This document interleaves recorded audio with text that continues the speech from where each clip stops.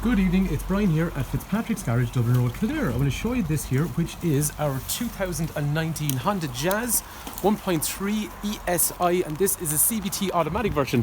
It is lashing rain, so we're going to go for a drive in the car first, and then when it drives up even, we'll actually get a video in terms of the rest of the features on the car. So this car, as we were saying, it's the automatic version. Usually on our demonstrator fleet, we don't usually go for automatics. We normally have manual gearboxes because in Ireland that is still the car that people usually buy. However, the Jazz is a bit of a weird one when it comes to that. A lot of our sales on Jazz are actually for automatic. I don't know, it's just out of all the cars we sell, even between the other brands, if I was to say which one per car sold has the most amount of automatic sold, Jazz. So the automatic setup in these, basically along here, I've got my different functions. So as you can see, P for park, R for reverse, neutral drive, and then there's a sport mode as well. So all I do is squeeze this little button over here, and then that allows me to shift the gear knob into the position that I want. And there's also an indicator in the revolution counter telling me exactly where I've left the gear knob. Other features of note that relate to it is this gear shift selector on the steering wheel. So basically I can go up through the gears along through here, or I can go down through the gears along through here. And for those of you that are a little bit more researched on this car, you'll realise, yes, there is actually technically no gears in the car. So what I mean by that, when I'm using these paddles, they're simulated gears. It's like basically having 7 gears on the car overall. It toggles through them, it just gives you a bit more of a feeling like that, that you're going up and down through gears, but technically there is no gears on the car overall. In terms of what this is, a continuously variable transmission. It's basically a gearbox where when you're driving, it gives you the required engine revolutions rather than actually moving up and down through a gear. So at the moment we're doing 60 kilometers an hour, as you can see, and the engine revolutions are ticking over at just 1000 RPM. However, if we encounter something like a hill that we're on at the moment, what we do is we floor the car, and now it's giving us the maximum engine revolutions to give us the most amount of power. And once the car realises that we no longer require that amount of power, it drops back down again into a low RPM setup. So the idea is it's giving you power when you need it, but when you don't, it's actually keeping the engine revolutions nice and low, which is using less fuel. The easiest way really to think about this car is, rather than it going up and down through gears and stuff like that, it's more about giving you the optimal engine revolutions. So when you want power, you need high engine revolutions because that's where all the power is developed. But when you're cruising, you want very low RPMs because that's basically using the least amount of fuel. And it's always giving you the balance. Why would you want the shifters? Basically the shifters are there if you want to pull back. You can hear the engine revolutions are getting higher, because basically I'm telling the car I want high engine revolutions because I want immediate power when I put my foot down. Or I can go into the sport mode here, which is going to keep the engine revolutions a bit higher. That means when I put my foot down, I'm accessing the power quicker. But for most of the time, leave it in D, I don't use these, and that means then I'm getting low engine revolutions, which means I'm using a little amount of fuel. These cars are 1.3, just to give you an idea what they're like in terms of power. They're 100 horsepower if I floor the car. So as we can see, the engine revolutions are gotten up as high as they need to be. And it's simulating the gear change, and we're up to 100. And like we said before, once the car realises I no longer need acceleration, I want to cruise here at 80 kilometers an hour, the engine revolutions are going to drop right back down. So unfortunately the rain continues, but we'll try and keep the video going and see, hopefully the camera won't get wet. Anyway, at the front of the car, these are 2019, so in 2018 the Jazz became much more square and aggressive on the front. As an ES model, this car has parking sensors along the front, and it also has parking sensors along the rear, so they obviously make noise depending on whether you're going to meet an object in front of you or behind. One thing I will say to you about the Jazz is they are really, really big.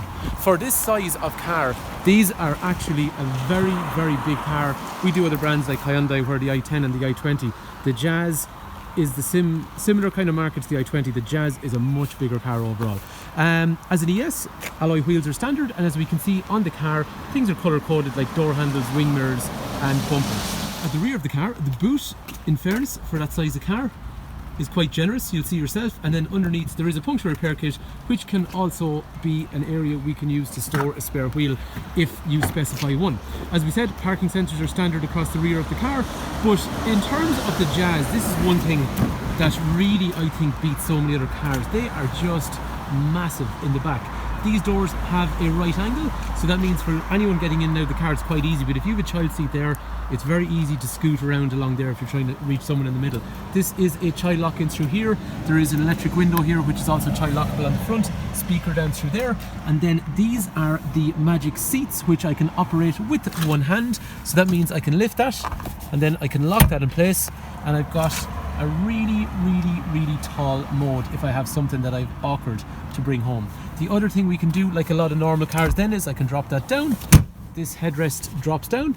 You can then drop the seat forward, and once I do that on both sides, you actually genuinely end up with a load area that is pretty much as big as what you get in a light commercial vehicle, and even the likes of this cover pops out to leave you a space that is really as big as you're going to get in that size of car. And strangely enough, the versatility of the seats does not end there. It's definitely got something that I haven't seen in any other cars before, and it's to do with the front seat. So with the front seat, once we slide the front seat forward, what can happen is it drops down here and it actually ends up linking with the back seat, which means if I was sitting in a car somewhere and for some reason I had to wait on some people for a while and I've done it, and like, you ever sit in the front of a car and try to read a book or something like that? It's not nice, it's not kind of comfortable. This is really comfortable. My legs are completely stretched out in front of me and I am damn comfortable, and if someone jumps in the car and wants to drive away, even better. This is actually as comfortable as you get in a car. It's really good. And the other thing I forgot to show you was, I did say there's loads of legroom in the back of these cars. This is how I would sit in the front of this car. Okay, 6 foot, look at the headroom and look at the, like, that legroom on this size of a car. I don't know any other car that's actually similar or comparable. One or two other couple of point of notes. The headlights are automatic. What I mean by that is basically when you go into an unlit area, they go to the full light themselves. When you meet traffic, they dip themselves, and obviously daytime, nighttime, they also come on themselves as well. The rear tail lights are a nice LED, so when you turn them on, little individual diodes light up in through there. Anyway, inside the car, if you sit into the driver's seat, this is exactly what you're going to see. So first of all, electrics for windows and mirrors in through there. Mirrors are electric folding. While we're here on the doors, all these doors have side impact protection beams, and actually I forgot to say, in terms of safety, there's anti-lock brakes, emergency brake distribution, emergency brake assist, all things basically that allow you to hit the brakes, have the brake fully depressed, which gives you full braking pressure, but it still allows you not to lock up and skid and steer around objects. That's the whole idea. Anyway, as we were saying, this is exactly what you see when you get into one of these cars. So the steering wheel goes in, out, or up or down as well. If we're looking down through here, this is our instrument panel over here. So first of all, revolution counter. As we talked about earlier, when I change the gears, it's going to change information down in through here. Speedo in through here, and these two blue lights change to green when we're driving economically. And over there, if I use this steering wheel control in here, it's giving me things like average fuel consumption, average speed, and a couple of other cool little features like speed sign recognition. So for example, when we're coming into, say for example, a 60 km/h zone, as I pass the speed signs, boom, 60 comes up and it warns me. Back on the steering wheel over here then, I have cruise control, which means I can set and maintain speed. I can also limit my speed, and I can also limit my speed to relate to the speed sign recognition. So if I'm exceeding 60 km/h, we've encountered a 60 km/h zone, the car realises I'm slightly over that. Now we're down into a 50, and once I slow down into that, we can see that the warning's no longer there. Over onto the other side of the steering wheel, we have controls for radio, and in through here then I've got things like heating controls with air conditioning, and also rear demister, which also demists my wing mirrors as well.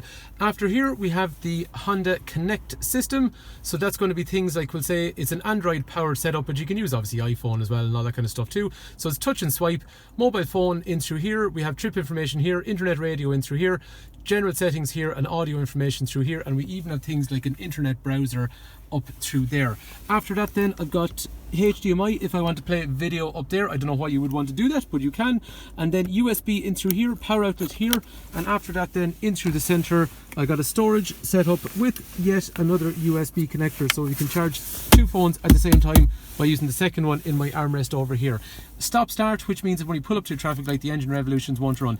This car, as we were saying, is part of our demonstrator fleet. It's got low mileage, it's even got plastic left on areas that we normally would take it off, but the car is so new. But the good thing about this car is there is a discount. So there's low mileage on the car, as we were saying, The discount is going to be there because we have used the car as part of our fleet. These cars are frugal on fuel, so what I mean by that is, realistically speaking, normal people do somewhere in the region of about 6 or so litres per 100 kilometres, which is going to be somewhere in the region of, mid 40s miles per gallon wise. Road tax 200 quid for the year. They are bulletproof. They're really, really reliable.